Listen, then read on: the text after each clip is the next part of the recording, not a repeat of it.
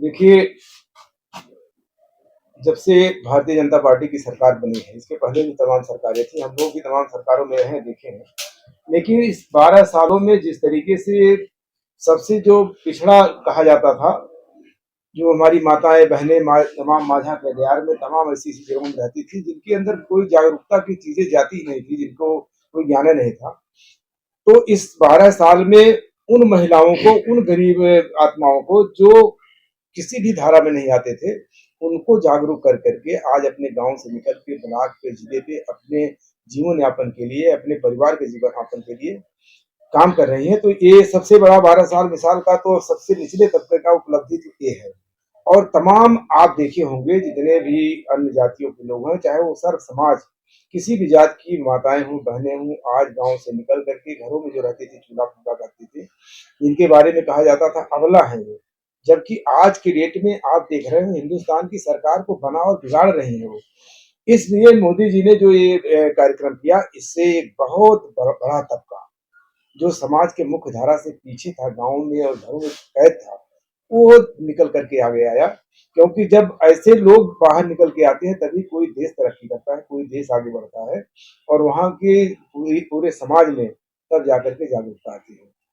सरकार अपने 12 वर्ष के कार्यकाल की जो उपलब्धियां गिना रही है, लेकिन विपक्ष महंगाई और बेरोजगारी को एक बड़ा मुद्दा मान रहा है। इस तरह से देखिए, विपक्ष का काम ही यही है। अगर उनको आज के डेट में अभी चुनाव हुआ देखे होंगे, तो आज की डेट में विपक्ष के पास कोई मुद्दे नहीं है।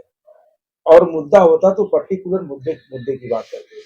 वो पर्टिकुलर मुद्दे की बात नहीं कर रहे हैं, वो कह रहे हैं 12 साल में कुछ हुआ ही नहीं। अगर 12 साल में न होता तो इतनी बार गवर्नमेंट रिपीट क्यों करती। आज समाज को आप देख रहे हैं, इसके इस 12 साल के पहले कब देखते थे ब्लॉकों में या गाँवों में महिलाएं इस तरीके से लोगों को रोजगार के लिए जागरूक महिलाएं जाकर के प्रेरित प्रेरित कर रही है। पहले तो कोई प्रेरित करता नहीं था।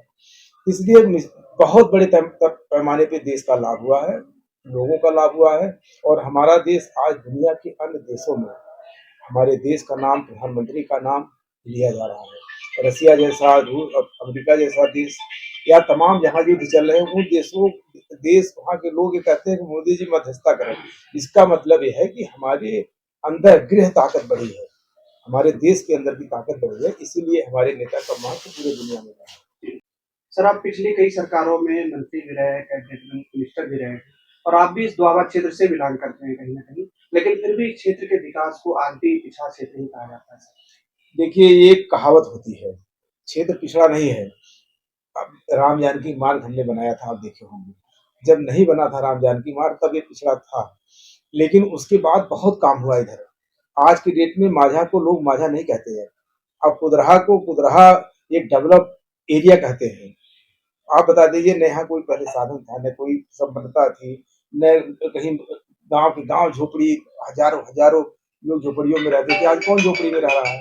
तो भारतीय जनता पार्टी की सरकार आई तो जो घर घर जो ज्योति जगी, घर घर जो सबको घर मिलने लगा, परिवार में चार है, चारों को मिल गया। तो आज के डेट में घर से कोई वंचित नहीं और माझा माझा नहीं रह गया।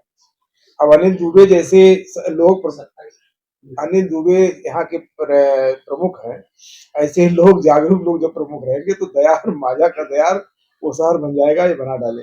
सर, 27 में क्या कहेंगे पार्टी की रणनीतियों के बारे में?